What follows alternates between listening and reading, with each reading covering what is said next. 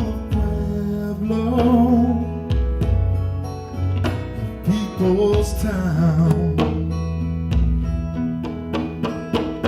In this place that history shaped, we honor Pueblo, people's town. Oh, to those who came before from different lands. 2013 Youth Summit Teaches kids about how to preserve things and why it's important. meeting completely new people from all over Colorado. There's some people here from towns I didn't even know existed. From the very beginning, we had 5 tribes, Plains Indians tribes that moved through here, encamped, hunted, the Apache, Comanche, Arapaho, Cheyenne, and the Utes. Imagine, if you will, that the Union Depot is our Ellis Island, so to speak, that they arrived at that on the train, having come across the ocean, having arrived at probably the West Coast or the East Coast, but here they were. I think Pueblo is one of the most historic towns in the United States because of our labor history, because of our industrial history here, and what played out on the coal fields, the great coal field wars, and what was won for workers' rights, had impact for workers across this country. Word that is. No, thank you. Dear, come on. Well, we're just trying to give ideas on how to make it more fun for kids my age. And Right. Well, I think the idea of having stories told, because the oral traditions, and Pueblo has a tremendous oral tradition of storytelling and so forth, because of the ethnic groups that have settled here in Pueblo. As we begin our program tonight here at the museum and learn more about some of the stories of Pueblo, we're also going to learn about the places and the historic places that are really significant here in the Southern Rockies. And you're going to learn about what it takes to preserve a neighborhood and what makes a community special. The reason is we heard from Deb Espinosa a little bit ago that many people came here was because of the industrial and mining heritage. So we're going to have the opportunity to really look at some of those sites and to come up with ideas of how those can be better saved and shared. You're going to be so engaged when you find out all the different ethnicities. They came to Pueblo, people's town. The song of Pueblo,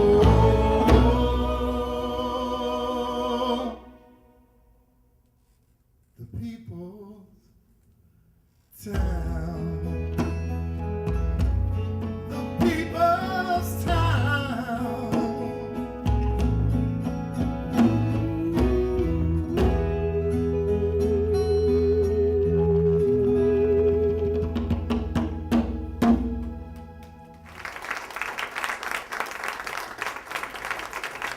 All right, ready, set, go.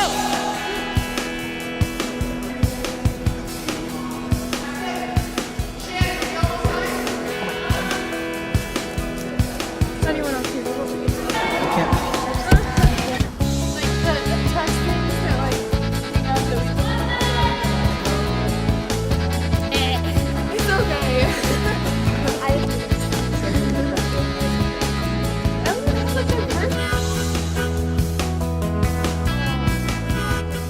Music, arts, and performances.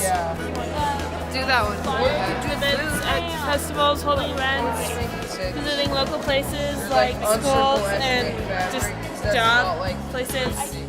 There are a lot of cultures represented, however, some are put into much more detail than others. How can this museum support preservation efforts of Pueblo? Making awareness for and like opportunities for teenagers to come and basically be put to work preserving buildings. What are the alternative uses for the space at the museum? So we thought that we could put in like an acting program for younger kids, and we could do plays about like specific historical events, and then the kids would be learning, and then also there could be audiences to watch. I would share like just how diverse like Pueblo's culture is, because like usually when I thought of Pueblo, it was like Native American and Spanish culture. I had no clue there's like Slovenian and Italian, and there's like Japanese and so many other cultures that really make Pueblo like what it is. So I would tell my family like really how diverse it is. I have to say the intensity of the Song of Pueblo was just amazing. Yes. It was Yes. just great.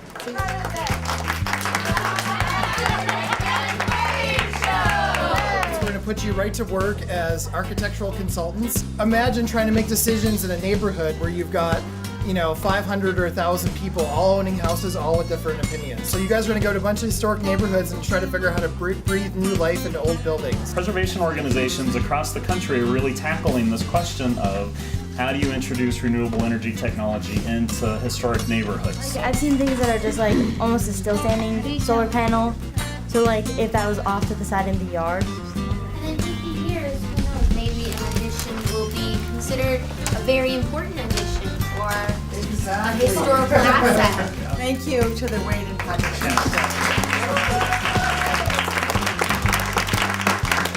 Starts with the pioneer steelmaker of the West, which was General Palmer, and then Osgood took over.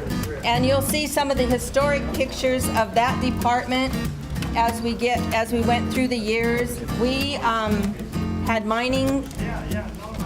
mines all over Colorado, mostly in southern Colorado for the coal, limestone, molybdenum. This mill was owned by many people over the years. The Rockefellers owned it at one time. Standard Oil owned it. Look at what is coming out of this plant. How much global impact, right, is coming out just in North America. The stuff that we're going to have you work with is some things that we retrieved not long ago from over in the mill.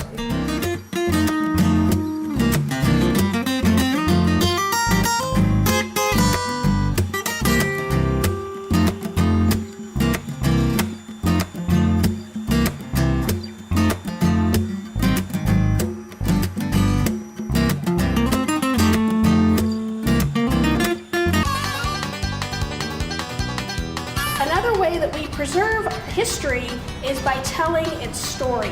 So the life of the object continues on for many, many generations. Maybe if it's really, really long, maybe it won't use us. It looks like it'd cut something. I don't really know what it would do though. Kind of like it looks repetitive because there's like remnants of tag on it. Put them in there, dip it in your teapot, and then make your tea that way. A magnifying glass to read the fine print. Europe has done a lot with industrial buildings. People in Europe love industrial buildings. They made like skate rinks around them. There's Gasworks Park in Seattle, if you guys Google on your phone, where they've taken an old gas factory and made it into a park. So there's a lot of different things you can do with.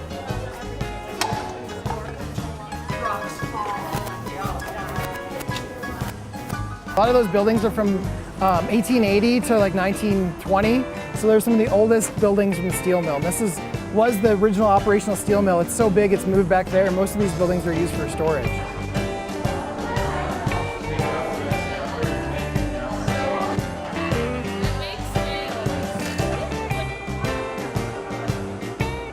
Like it could be demolished at any point, so it's really important that like we educate people around Pueblo to make sure that it's preserved, so that way it's there for like our kids, so they can come back and see it.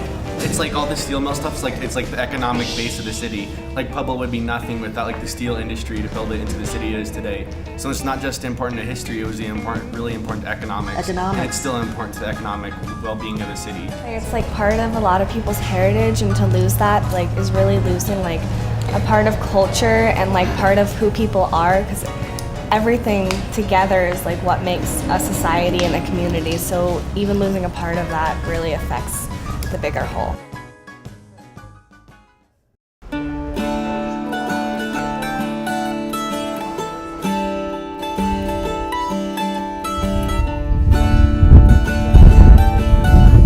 We're here at Ludlow, Colorado at the National Historical Landmark.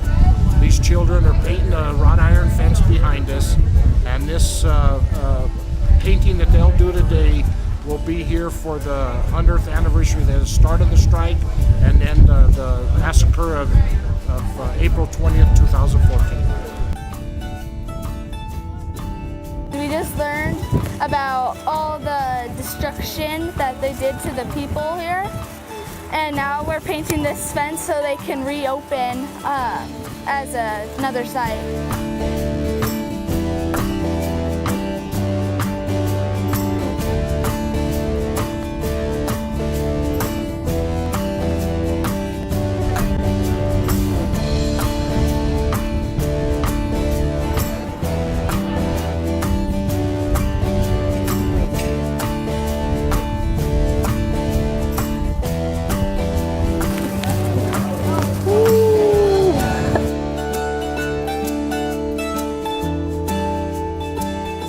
It's good that we've preserved it so that maybe our children and our grandchildren and etc. know about it.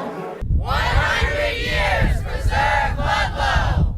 My favorite part's been learning about how different parts of the landscape, like man-made stuff like highways, affect historical monuments and what we're trying to do about it. Trinidad, like most towns in Colorado, dates back to the late 1800s.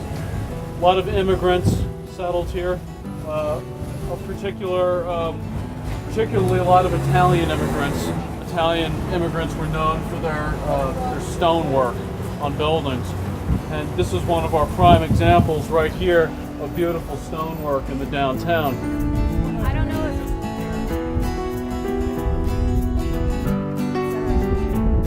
So it has classical features. What's a very obvious classical feature of this would be Roman or Greek. Anything you see? Yeah, the columns, the pillars. So I want to talk about the Bloom Mansion here in terms of historic preservation. We had to stabilize the foundation. We built a reinforced concrete retaining wall along the front of the house and in the basement. This kind of architecture has just made its way into popular culture, like cartoons and the Addams Family, like the train station at Disney World. Trinidad just had so much beautiful architecture, so much history, and such a unique blend of cultures that I was unaware of before I went down there and visited. This is another area where we need some recommendations and we need some help. Solar Roast is doing a good job. There's a couple good businesses in here, but we have amazing buildings down here that, and some of them are vacant and some of them are underutilized. Balancing doing business today with the remaining historical value and significance with the buildings. I think that's part of the reason why this business is so successful, because they have kept a lot of the historic integrity of the interior in particular, and so it's very comfortable to sit there with a cup of coffee and some friends and just chat, etc. All these rooms had these like bureaus that were built into the walls here. They probably all had really elaborate wallpaper. Mike's building, the upstairs, looked even better than this until about a year ago when the owner decided to update it, so it's all gone now. But they would have corner sinks in all these rooms. We were just looking at space from like the 1950s and the upstairs from the 1930s, and we were asked what we would do with the building. And I was thinking I myself would make sort of like an art shop where people could make their own pottery and color it the way they want, and then maybe we could like fire it and glaze it for them, and then they'd be able to take that home with them, and it would be a cool thing to have. The question is, what is going to happen with this building? The city doesn't know. The city owns it. It is not for sale like the first property you saw. The history of our neighborhood is the Slovenian heritage. One of the instruments that was critical in our upbringing and in Slovenia still currently is the button box.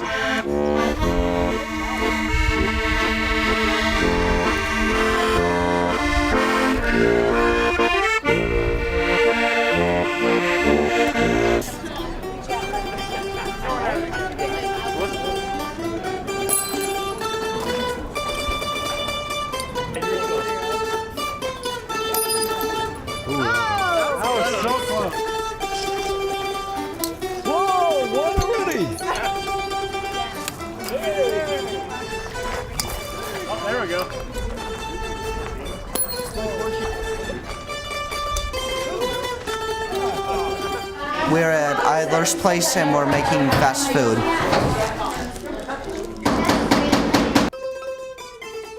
Ready? Come on, Taylor, let's go. Come on, come on, come on. Okay, Mike, they're off. Whoa, man! They're off.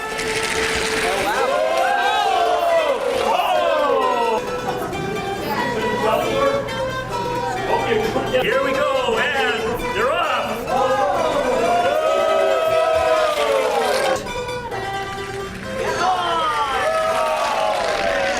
The winner! Pink flamingo on the front end is what put her over the top. And they're off.